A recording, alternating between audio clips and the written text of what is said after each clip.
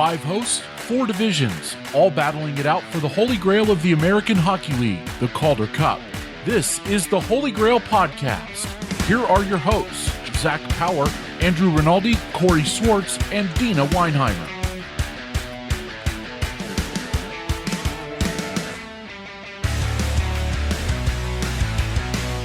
Hello, and welcome to episode 63 of Field Pass Hockey's AHL podcast, The Holy Grail. This is the episode for April 20th, and we are here to give you a recap of the last week in AHL hockey, on top of a little preview of what's coming up technically starting yesterday, but really kicking off tonight. Guys, we have AHL playoff action coming at you. I don't know about you. I'm stoked. Let's go around the horn and see how fired up we all are about this. Always, man. I'm Corey Swartz. I'm excited for the playoffs here. We got a lot of hockey coming up here. It's that glorious time where you have your pick of which game you want to watch, whether it be the NHL or the AHL. And there's pretty much always going to be hockey going on my TV. It's fantastic. And I don't know about you, Corey, but I've already started Tetrising my schedule, and I know that the site's going to have lots of good content coming up as I'm looking at both East and West here. There's some good matchups. There's going to be some upsets, and I do think that there's going to be a couple dark horses as well. I believe the phrase is, it's the most wonderful time of the year. And I get to say that as a completely unbiased observer because, 5 of the 7 teams in the Central make the playoffs. I cover the 2 that didn't. So it's just we've been calling it for a while. It was official on Sunday. We'll get into that later. But to start off, we got a little bit of news to cover just before we get into the real meat of the action. Zach's going to get us started off here. Yeah, and this one comes in Calgary, where Mitch Love has earned his second straight Louis A.R. Pereri a Memorial Award, and that goes out to the league's best coach. And you know what? Give credit where credit is due, that he has become one of the best coaches. Now, let's kind of recap his season here. He sent him to a winning record of 51-17, 3-1, 106 points, and he won 73% of his games throughout the course of the year. The award is voted on by coaches throughout the league and whatnot. And he's going back to back with this award, and that's going back for the first time since Bill Dineen in 1985 and 86, and Robbie Fatorik in 1995 and 96. So it's been nearly 20 years since a coach has gone back to back, but congratulations to him. 30 years. We're gonna stick to the coaching ranks here, but we're kind of going in a different direction as a couple teams have their seasons ended. Unfortunately, didn't make the playoffs. We've already got our first couple of coaching vacancies here. Starting off in sunny San Diego, Roy Sommer has decided to call it a career after this season with the Gulls.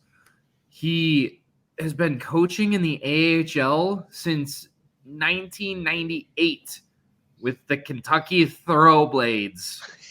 He's seen stints in Cleveland with the Barons, a long stint in the San Jose organization with Worcester and with the San Jose Barracuda. It's going to be a focal point of the episode going forward. Shocking, I know, a postseason episode, a little Barracuda content for you. We're going to serve you up some at the end here, but he finished out with not on the highest of notes with the goals, but you know what? It's been an incredible career for Sommer, and I mean, at 66 years old to still be able to go out there and to connect to players that are 40 plus years younger than him. It's really a testament to what he really brings to the ice. So congratulations to Coach Sommer. And in Grand Rapids, we also have a coaching change. Ben Simon is out as head coach of the Griffins. It's been a rough couple of years over there in Grand Rapids. 2 seasons in a row not making the playoffs for a storied AHL franchise. This year was especially pretty rough. The Griffins finished with the least amount of wins in, I believe, franchise history. It's rough times over there on the west side of Michigan. We had the announcement passed down on Sunday after the final game of longtime captain Brian Lashoff, and it's just a different direction that the Griffins are going to be going in, overhauling the staff, a lot of young talent that's going to be coming in. It's going to be a completely different team coming over there in October, and I'll be bringing you all the news of the Griffins on the beat over here, so I'm really excited for that, and we wish Coach Simon all the best in the next chapter of his life, wherever he ends up. I'm sure he's going to get some kind of coaching job somewhere. He's just one of those guys that it just didn't work here, but I feel like the value of another franchise is going to see what he can bring to them. So that's really the news that we have going for you guys. It's not a lot. The big stories is everyone's here for is playoff action. After 72 games and 7 months of war, it's finally all coming down to this. And, we've been hyping everyone up. I know you guys are hyped up. And let's just get right into it. It's a bit of that weird Frankenstein format that is now kind of becoming the norm here. But 24 teams, I know you guys have your beats into it. So I want to hear your initial thoughts before we start breaking down the matchups. Yeah, I think there's a lot going for this playoff run here. I mean, the format is tricky. It still is kind of that. It's hard to wrap your head around. I've been challenged to explain it at times here, but it's great because it gives more teams a chance to contend and make an upset. We really didn't get as much of that last year. I don't really think there were too many, if any, upsets, but I feel like at least just coming from the Atlantic, there's a lot of potential for upsets, and a lot of those teams that are going to be playing in this first round here really had the potential to see an upset potential. They were all even at points going into the final week of the season. So although some teams are, the 3 versus 6 typically looks to be, a far out matchup, I think it's closer than ever possibly. And, I'm sure you guys have different opinions from your sides of things, but I think there's a lot of potential for some good early upsets. Yeah, and I really do think that there's going to be a lot of upset in the North Division. And, I've touched on it and I won't go back into it.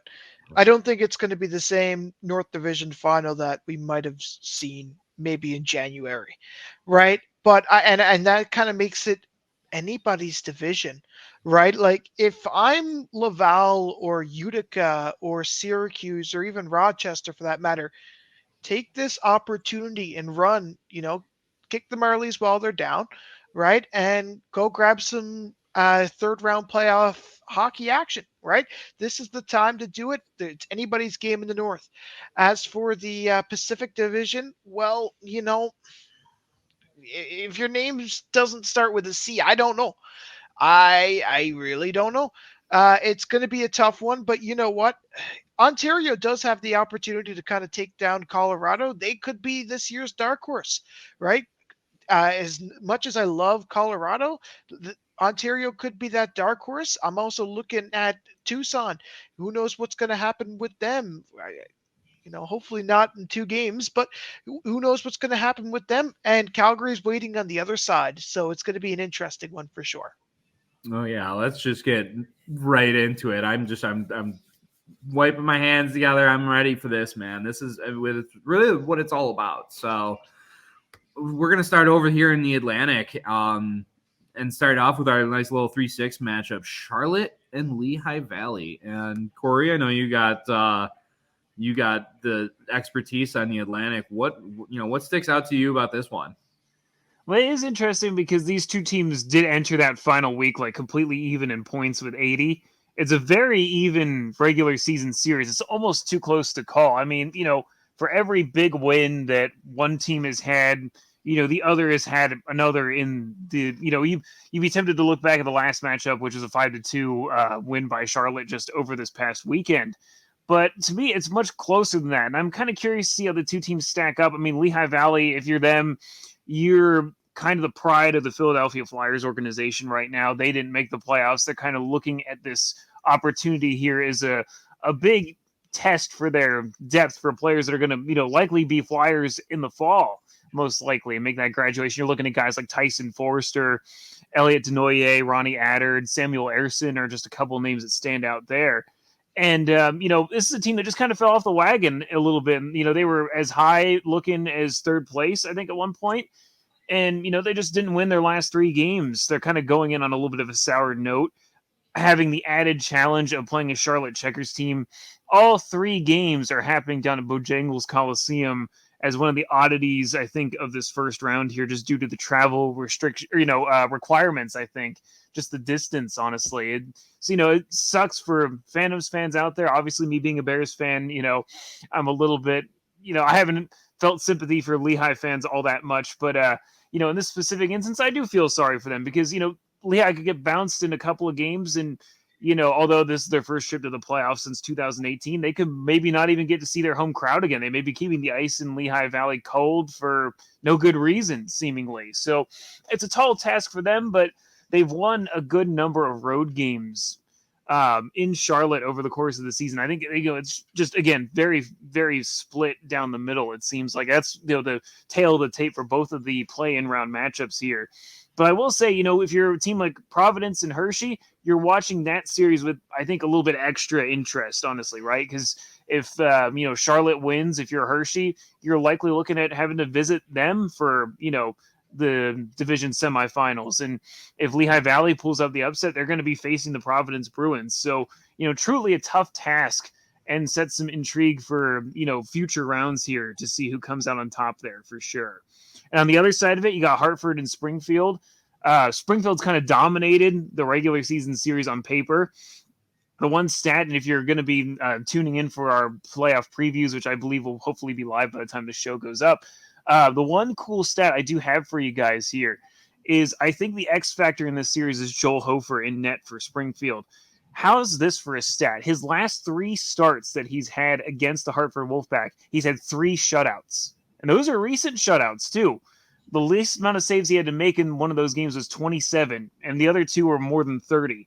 So he's had a strong workload in those games, and he's come away, he had 5 shutouts all season. 3 of them are against Hartford, and 3 of them are recently, too. So, if you're Hartford, that's got to be in the back of your mind going into this series, in my opinion. I mean, they've had some great turnaround in Hartford there. They had an 8-game winning streak, but what happened before it and what happened to end it? They lost to Springfield. So Springfield's kind of had their number in recent time here.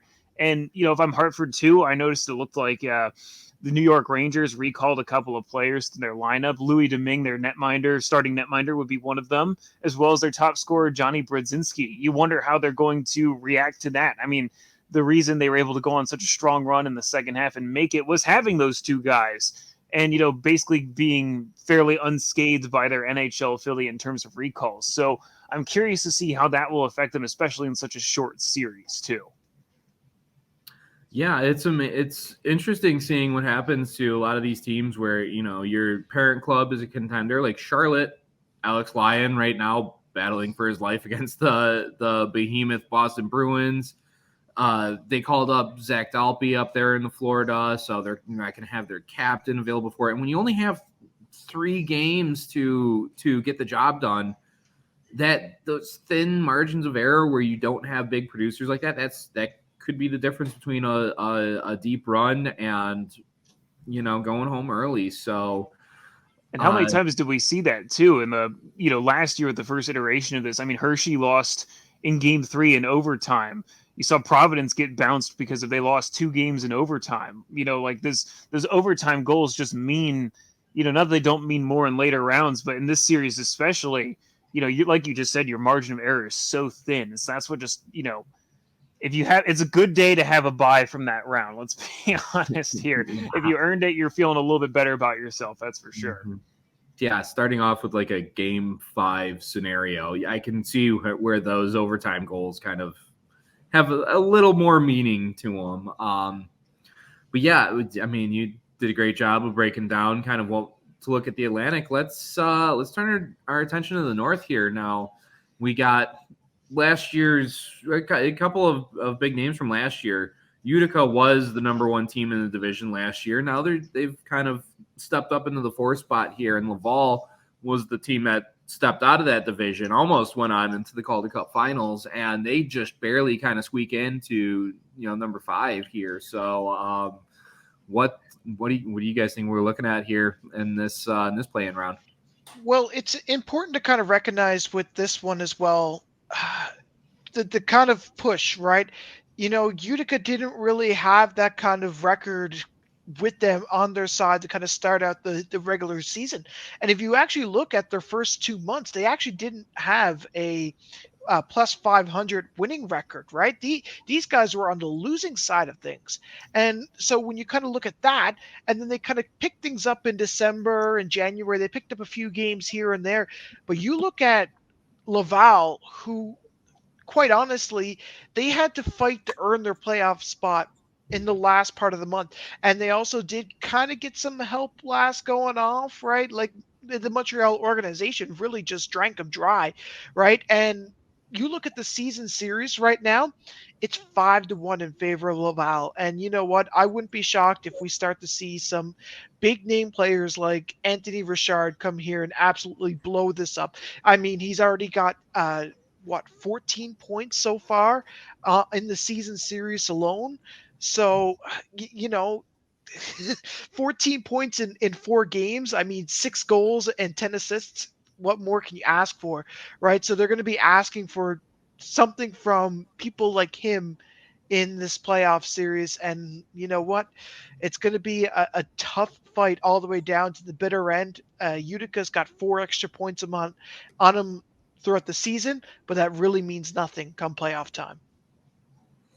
Yeah, and I'm really, again, kind of pointing to what your parent club's doing. Utica is up there with New Jersey making their first ever, well, not first ever, but first in a while playoff push. And Montreal, again, you kind of alluded to, they've been kind of biting the bullet with their season there, but getting reinforcements like Raphael, Harvey Pinard, I mean, scoring goals almost at the same pace up there in Montreal as he was in Laval. Now he comes back with all that momentum, with that crazy home crowd behind him. I tell you, that little bit of time I spent in Laval for the All-Star Classic really opened my eyes to. I mean, you always hear the story of how they're a little crazier over there and Quebec, but you don't really know until you see the passion that these fans bring. And it's such a game-breaking environment for a team that's, as you alluded to, Zach, has been playing playoff hockey lately just for the chance to make it in. 8-2 in their last 10. They're going to have all that momentum rolling in. It's, Utica's no slouch by any means, but this just feels like it's got, the Rocket got all the momentum in the world heading into this one. And you also have to remember too, I think about goaltending so much, and if they plan on going with Nico Dawes, which I don't know if that's kind of the indication, right? They also got Poultier as well, right?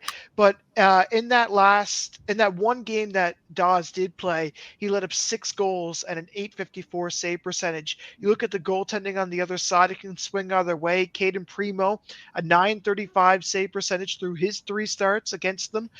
Kevin Poulin, a .927 save percentage in his 3 starts against them.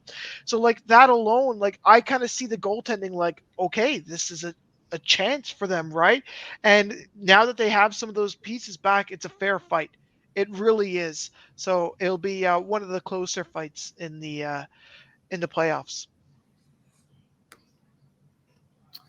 All right, yeah, we and for the coveted chance to take on a Toronto team that, to be fair, has been looking a little vulnerable. This could be. I mean, we've been talking about the potential for some upsets. This is what it's all about. I'm not going to say Laval's kind of repeating a bit of the success that they had. It's still a little early to tell, but I feel like this year it's a little more wide open than it was last year, and I'm all for the chaos. as we kind of turn our attention to America's Heartland and Central, only one playoff round going on in the first. It's Iowa and it's Rockford. They win their last games of the season, push the Chicago Wolves, finally, those pesky Wolves, out of playoff contention. RIP, my last beat. And yeah, it's got the makings of,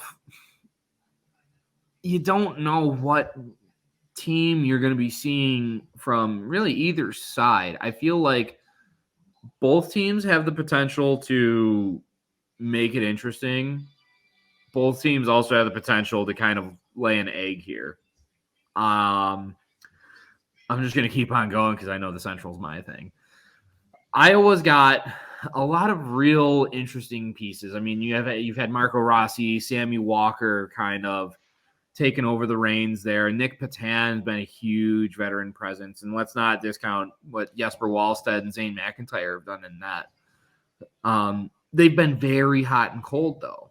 And when they've been cold, they've been cold. When they've been hot, they look like they're world beaters. And again, it's kind of like what kind of team are you going to get?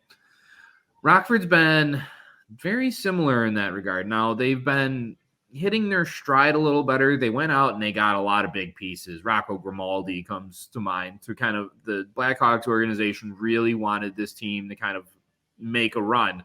They almost made a run into under the couch watching from the sidelines. And they're such a team that's dictated by the big guns, right? They have their big line of Brett Cini, David Guss, Lucas Reichel, that when they're clicking, they are really fun to watch and they're really dangerous. When they're not clicking, sometimes this team has depth scoring, like Luke Phillips scoring the biggest hat trick of his life against the Wolves to kind of put them away for good. And then they have times where it just kind of fizzles out. And, they had a almost do or die scenario in Chicago, and they didn't put a shot on goal in the first period. The goaltending, I'm definitely going to have to give the advantage to Iowa. Arvid Soderblom was not the guy that he was last year. He's been very, I don't even know if he's going to be the guy starting. I feel like he's going to start over Stauber, but like, I don't know who does know. I don't even know if Rockford knows. And again, when you have that paper thin margin of error, it's not like you can just go like, oh, we'll just go back to our second option for game 2, because it's like, okay, well, if he doesn't get the job done, your season's over. So when it really comes down to who can bring it consistently for 60 minutes, really 120 minutes. Both teams have the potential to do it. Both teams have the potential to I was going to say maybe make it euphemism. That's probably not appropriate, but to not do it. So that's the family-friendly version of it. And we have the Pacific there, Zach. I know you want to take us away. Yeah, and I do think that this isn't like the North Division at all, where you're kind of licking your chops at the chance to be able to play Toronto. Yeah, or this is a lot like the Atlantic Division, where you're looking at the two teams on the outside and saying, "Oh my God, it's either Hershey or Providence. These two guys are huge," and the lowest seed of all of this will end up having to play Calgary. So that means if Tucson wins, they can scrape by number 2 to play number 1. The same with Ontario or Bakersfield. You guys win. There you go. But this is going to be a kind of a couple interesting series, and I'll start off with Coachella Valley and Tucson. And I mean, the stats just don't really look there for Tucson. I mean, the season series went 6-2 in favor of Coachella Valley, but that big win that they had in Tucson, December 13th, that was a 7-2 win for Tucson. So I kind of felt like there was, if they can find some sort of momentum, maybe they might be able to pull something out. But like, it's going to be a tough series for them to kind of find a way to win, right? And they're going to have to stop some of the the bleeding in this, right? Andrew Podorowski is one that I kind of think about. If he does manage to play for Coachella Valley, he's had 10 points throughout the season series, right? And they kind of got to stop that. And it's going to have to come down to their goaltending, who's tried everything that they can to kind of keep everything out. And if it's Ivan Provostov, then that's what it's going to be, right? And that he's had a 917 save percentage during that season series. Look, it wasn't entirely the series, the season that they wanted if you're Tucson, right? Obviously, we've kind of mentioned it last episode where they're a sub 500 team and they're now in the Calder Cup playoffs, which is kind of crazy to think about. And they ended up finishing the season tied with San Jose in points, which is also crazy to think about. And they kind of ended the season by losing 7 straight. So things have got to change. And it's not really going to be the team that you want to do it against. But who knows? Maybe if you kind of burn all the jet fuel in one go and you somehow manage to rout a Coachella Valley team who, fair, Seattle's doing their thing, maybe. Who knows, right? You never know, I guess. Um, that brings me to the other series, which is a lot closer. And when I mean a lot closer, they're dead, even. Ontario and Colorado going against each other. And I will say this, I also look forward to bringing you coverage on that series as well, fieldpasshockey.com.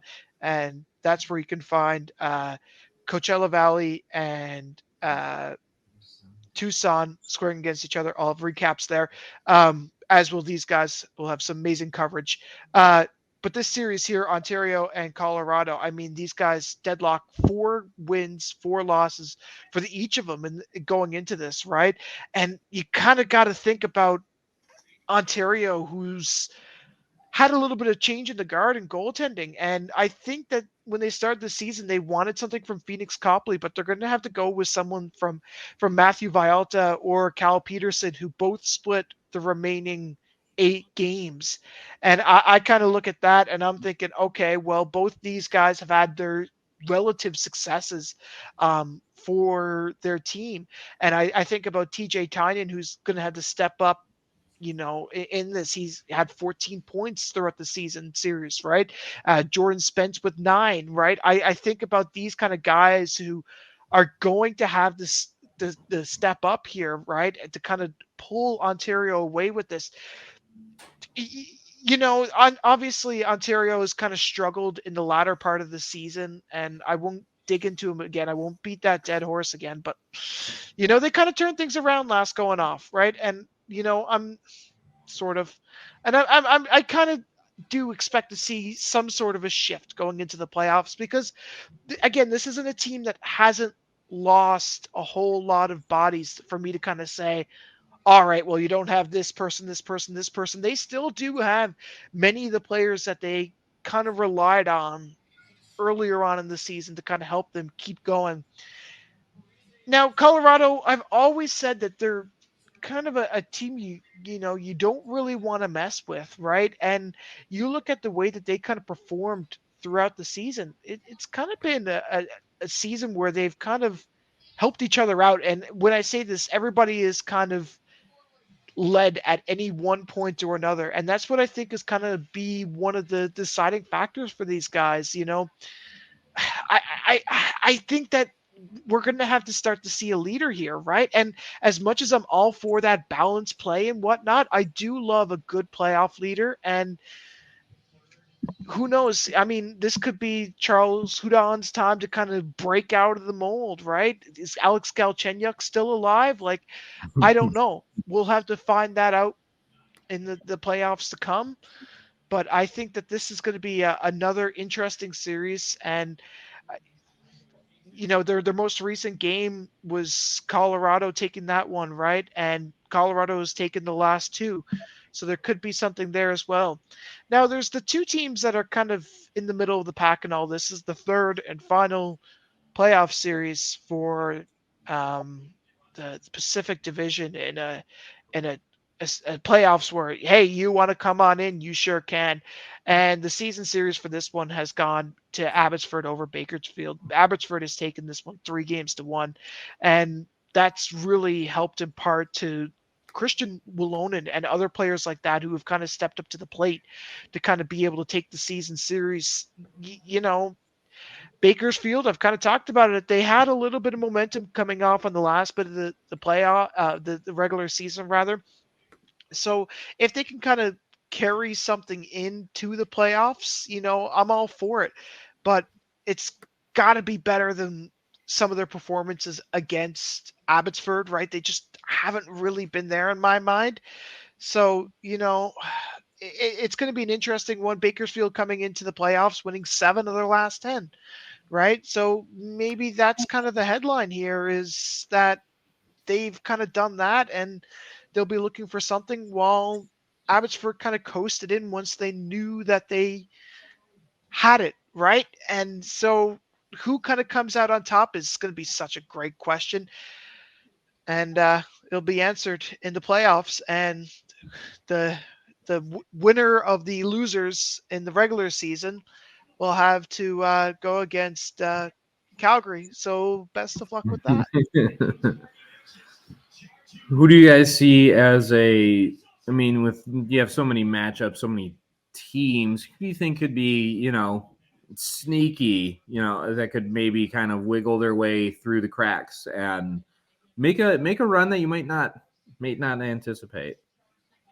That's a good question. In the Atlantic, I really like the winner of the Springfield Hartford series. Those have been two of the hottest teams in the division here lately, I'd say. Obviously we were just talking about how, Hartford had that 8-game winning streak that was bookended by losses to Springfield.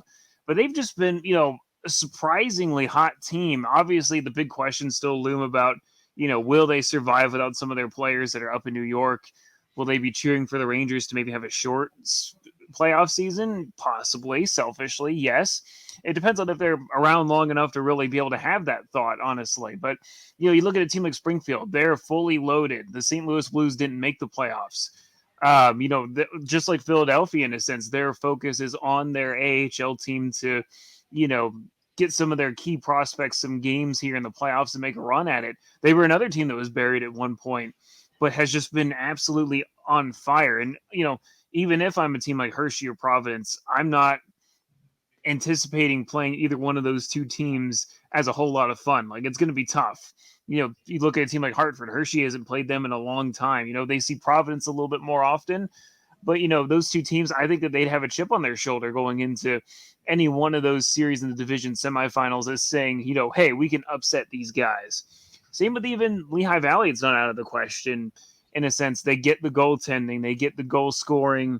They just put the pieces together they haven't been able to over the last, 3 games of the season that kind of costs them their standing spot, right? I think if you look at it that way, those teams, even Charlotte, is a team that I guess I'm not talking about enough here, to be honest with you. But, they're a team that I think really could, any one of these bottom 4 teams could be a problem.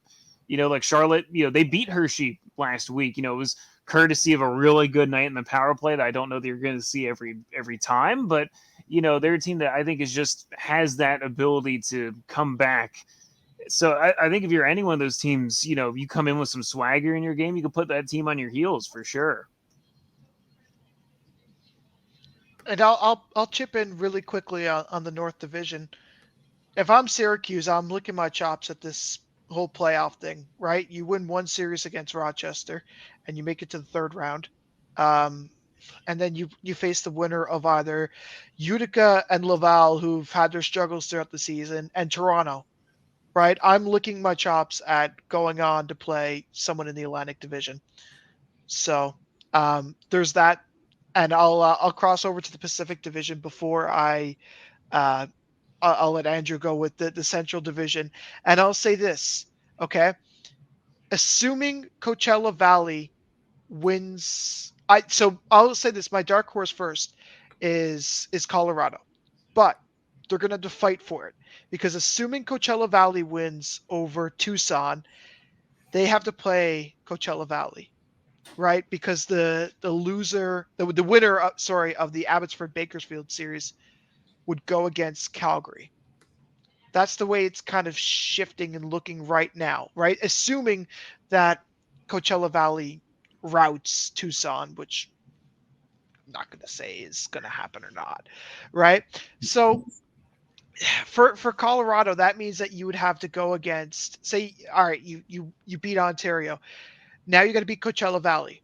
Now you got to beat whoever wins Calgary and Abbotsford and Bakersfield, and bettor's odds are going to say whatever, right? It's not going to be an easy ride coming out of the Pacific Division for any team. But if it's not going to be Calgary and it's not going to be Coachella Valley, it's going to be Colorado, and it's not going to be any other way. It's tough from the Central because everything was so tight knit.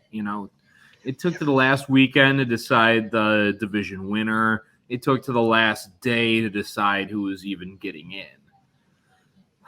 That being said, I mean, Manitoba plays such a playoff brand of hockey. They always have. They're just getting shots in from every direction, every angle. I mean, they weren't even really – I wouldn't even say that they were trying not to win against Chicago in the last game of the season, but that game didn't mean anything to Manitoba.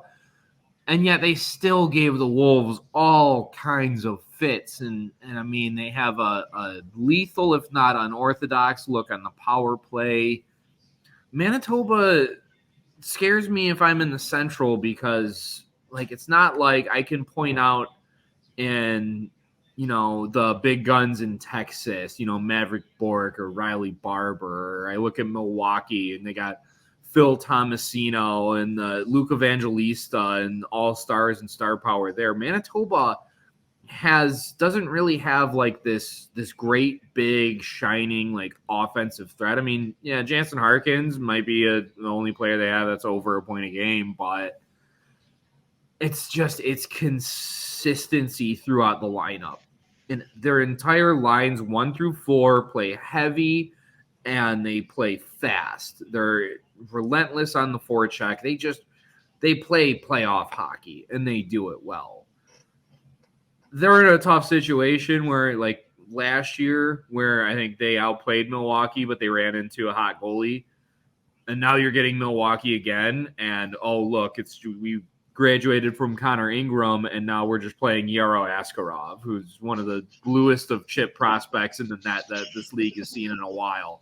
Yeah, Manitoba is probably really excited about that, but I feel like they can get it done. I feel like they can get through Milwaukee. I feel like they can get through Texas. I mean, I love what they have on defense. They have heavy players that can skate and move the puck. I think they're really well coached. I've been a big fan of the Moose for running on 2 years now for the times that my beats have been playing against them. And I think if anyone is going to sneak in through here, I think it's going to be them. So, yeah, we've kind of covered a little bit of everything, and I'm all here for it. And then maybe a bit of a different question. Which series are you most excited to watch here in the first round? That's a tough one. I think just for the consequences of it for the rest of the division, I'm picking the Charlotte Lehigh Valley series just because I think it's got the most potential for chaos. I mean, you got two organizations that really want it, I think, this year. Lehigh Valley's back in it for the first time in 5 years at least, and Charlotte's kind of looking to right a wrong of last year type of thing. And if, I say that a little bit just biased as, from a Hershey perspective, whoever comes out in this series is really going to affect who plays who in the series immediately following. So I think the intrigue is kind of there a little bit more maybe from that perspective than the Springfield Hartford series, which should be a very good one in its own right there. Very hard to pick a winner. But I think this one's also just the most even series of the two, right? We always like a little close hockey. I could really see this coming down to a couple of overtimes, a game 3 overtime perhaps. I'm really just anxious to see how it plays out. And, selfishly, I'm a Philadelphia Flyers fan. I'd love to see some of their prospects come through just to, give me a little bit of hope going into the summer. It's already going to be a big one. I like to see some, big performances there just to have something to be a little bit excited about. And the prospect of, Lehigh Valley Providence series in this next round would be another great series. I would enjoy watching that one as well, for sure. And for me, it's got to be the series between Syracuse and Rochester. And you said it best, Corey, consequences, right? The consequences of winning or losing this. And you know what? I think that you win this, you can springboard yourself into a very, very nice playoff position, right? You're going against either a Toronto team who's, you know, a dog with one leg here, or you're pretty well going against a Utica or Laval team who didn't really. They made it in, but did they really? So it's going to be that, right? I get Laval worked for it, and Utica had their moments of brilliance, but you know what? I look at Rochester and Syracuse, two teams who had to actually fight really hard to get in, right? To get where they did, Syracuse put up some very good points. And you know what? Alexandra's podcast will tell you all about that, right? On how hard Syracuse has worked at times to get into the playoffs, right? And I think that that's kind of important to recognize and realize. And I think that's the best of the North. Man, it's tough to pick just one, right? I know I kind of threw it on you guys, and you provided me with better answers than I could give right off the rip. I'm going to go with Colorado and Ontario. I kind of, as you guys kind of put it before, like I think between implications, and I think that you see the top two teams over there in the Pacific, and your eyes go bright, but don't sleep on the Eagles. And for a matter of fact, don't sleep on the Reign either. This was a team that finished second in a just as competitive division last year, and they still have TJ Tynan. He's still a top-level player in this league, and he's still going to get it, going to get it done no matter what. Marty Ferg, it's a little different, but this is kind of, I think Ontario's got a bit of a grudge match. I think they had some big expectations last year, and I think they looked a little ahead to a heavyweight matchup with Stockton that they kind of overlooked the Eagles and kind of got smacked down. So now the challenge is going to be for the Eagles to not overlook Ontario, because I think they're going to be a team that, whereas before they were kind of hindered by expectations, now the Reign have nothing to lose, and they're the underdog. So they're going to come out. I think they're going to come out swinging in this one. I think it's going to be, it's going to be a fun one out there in the Pacific. But yeah, that's playoff coverage. I don't believe we have a bonus round, right? I have a question for you. Okay. Ooh, I'll okay. ask a spontaneous question. Okay. I like it. Off the rip. Where can you find live playoff hockey right now on the Google Play and Apple stores? It's got to be the Field Pass hockey app, right? Oh, it sure is, buddy. And guess what? We have playoff hockey, buddy, and it's gonna be Charlotte, and it's gonna be Lehigh Valley. They're gonna go against each other, and we'll have it live, every game live on the Field Pass hockey app. It's playoff time, baby. We need you to do promos for everything. Yeah, I felt like that came off on the top rope for me, honestly. Yeah. Oh, yeah. Dropped it on me. There's live hockey in the Field Pass app. I love it. Yeah, exactly. Anybody who goes out today and downloads the app, you know what? You download the app, you tag us on Twitter, you win the bonus round. How about that? Ooh, I love it. Fan given bonus round. That could be all sorts of levels of chaos. I'm all for it. Screenshot the app on your phone, and we'll get that going. Send it here. I'm all in, 100% in on that. So that is it for this week's episode, but we're going to have another bit of a special for you later on this week. So keep on for that, especially if you're a fan of a team who didn't make the playoffs. So we're not done with you guys yet. We got a whole playoff round, just a whole playoff season ahead of us. The three of us are, and hopefully maybe even more, hint, week, are going to be bringing you everything top to bottom, all AHL playoff action coming your way. Buckle up, because, this train's just getting started, and I'm all here for it. So on behalf of Corey, on behalf of Zach and myself, we thank you guys for joining us, and we hope to see you again later on down the road. Bye-bye. This has been the Holy Grail Podcast. Have a question or a topic suggestion? Hit us up on Twitter or drop us an email. For the latest news across the American Hockey League and the rest of minor league hockey, download the Field Pass Hockey app, now available in the Apple and Android app stores.